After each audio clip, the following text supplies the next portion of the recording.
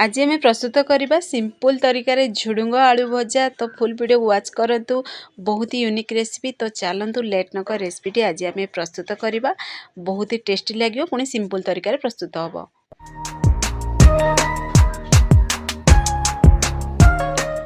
नमस्कार, जय जगन्नाथ झिल्ली कुकिंग को आपण मानक अनेक अनेक स्वागत।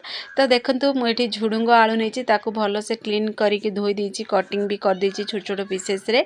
तो गोटे प्रथम आम गोटे करेई नबा, करेई को प्रथम टे गरम दबा। गरम हो सारा पर मुझे सोरिष तेल रे बनाऊँगी, आपण मैंने चाहिए रिफाइन तेल रे भी बनई पारे। तो सोरिष तेल को प्रथम टे गरम हवा दबा। जी तेल खाइबे, जी आपण मैंने भजापी कटिंग करेंगे से अनुसार से तेल एड करेंगे।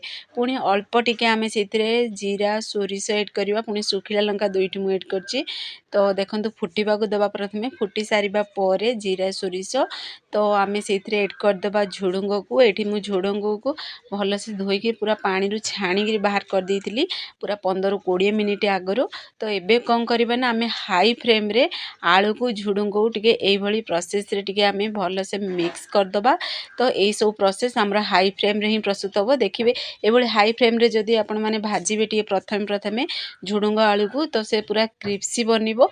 तो पानी गुड़ाक प्रथमे सी झुडुंग आलूर पूरा सुखेदब, खाया बहुत टेस्टी लगे। तो एबे आम स्वाद अनुसार देदेबा लुण, जी आपण मैंने झुडुंग आलू नहीं से अनुसार से लुण को एड करदे। पुणी थे भल से मिक्स करदबा। तो आपण मैंने फुल वीडियो को वाच करी बनातु, देखिए परफेक्ट बनियो, खाया बहुत टेस्टी लगे। तो एबे आम कभर को बंद करदबा पूरा 5 मिनिट पर्यंत। आई समय गैस फ्लेम को हाई फ्लेम में रखा।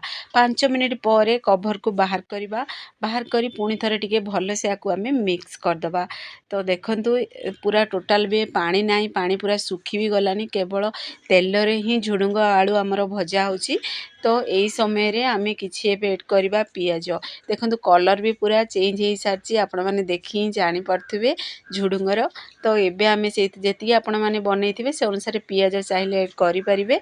जेति झुडुंग आलू नहीं तो मु एठी गोटे बड़ साइज रो पियाज ऐड करछि। तो पियाज को भी ऐड करी भल से टिके आकु आमे मिक्स करदबा।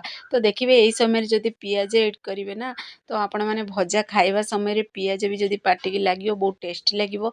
आगुर जदि ऐड कर दै थांदे आपण माने झुडुंग आलू रे पूरा भजा रे पूरा पियाज मिक्स ही थांदा। तो सेथि पई पर जदि पियाज ऐड करिवे, पाटी पियाज लगले खाइयो टेस्टी लागिवो। तो एई समय रे आमे पुणी थरे ऐड करदबा अदा रसुण। एठी मु पेस्ट गोटे चामच ऐड करछि। तो आपण माने चाहिए जदि फ्रेश कुटिकी अदा रसुण जदि ऐड करेंगे ना, और टेस्टी लगे बटा बदल रे। तो ये आम भल से टिके मिक्स करदबा। अदा रसुण ये पूरापूरी ऑप्शनल अच्छी, आपण मैंने चाहिए ऐड करेंगे फ्लेवर जदि पसंद, ना स्किप भी करें। तो ये आम कभर को टिके बंद करदबा। कभर को बंद करी पूरा आपको यही समय टिके स्लो आंच करी पूरा 5 मिनिट पर्यंत आपको टिके आम भाजी बदबा। तो 5 मिनिट पर कभर को बाहर करी आम से ऐड करदबा मसला। एठी आमर पनीपरिया पूरापूरी भाजी हो सारी बा सीझी भी जाइए। तो यही समय हलदी गुंड, लंका गुंड, गरम मसला ऐड करदबा। ऐड करी एभली भल से आपको मिक्स करदबा। मिक्स करी आम खोला रे ही आपको भाजवा। यही समय जेहेतु आमर आलू झुडुंग सीझी जाइए, तो आपको सीझेबा आमर किछि भी दरकार नहीं, आपको केवल आम टिके क्रिप्सी बनैबा। तो सेइथिपई देखंतु एही प्रोसेस रे पूरा खोला रे ही भाजवा। तो आलू भी देखंतु परफेक्टली पूरा सीझी जाइए। तो आपण मानक पाखरु भी देखै दउछि मु खंड करिकी भी आलू को। तो देखंतु एई मिक्स करदेवे। तो आ गोटे आलू भी खंड करी आपण मानक देखै दउछि, देखंतु बड़ आलू गोटे। तो परफेक्टली पूरा सीझी जाइए। तो एबे आम खोला रे ही आपको आउ 5 मिनिट पर्यंत टिके भाजवा, टिके क्रिप्सी बनैबा।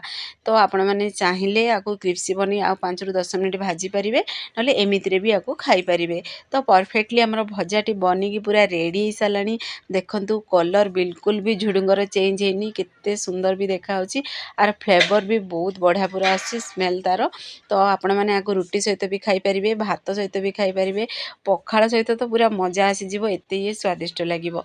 तो आपण माने मोर ए तरीका रे घरे निश्चय ट्राई करंतु।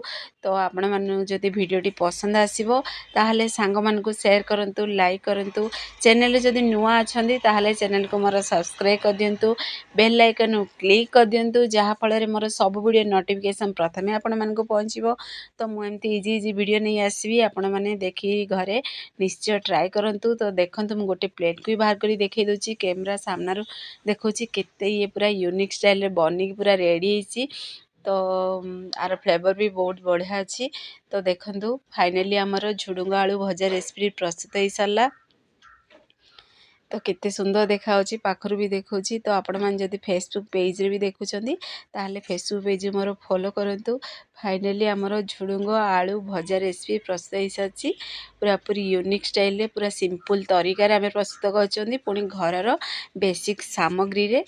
तो आपण मैंने थरे बनइले बारंबार बनइबे। तो घरे आकु निश्चय ट्राए करंतु देखिए पिलाटू बड़ समस्ते पसंद करेंगे। जो मैंने झुडुंग खाया पसंद करती भी ना देखिए समस्ते पसंद करेंगे। तो आपण मैंने घरे निश्चय ट्राए करंतु।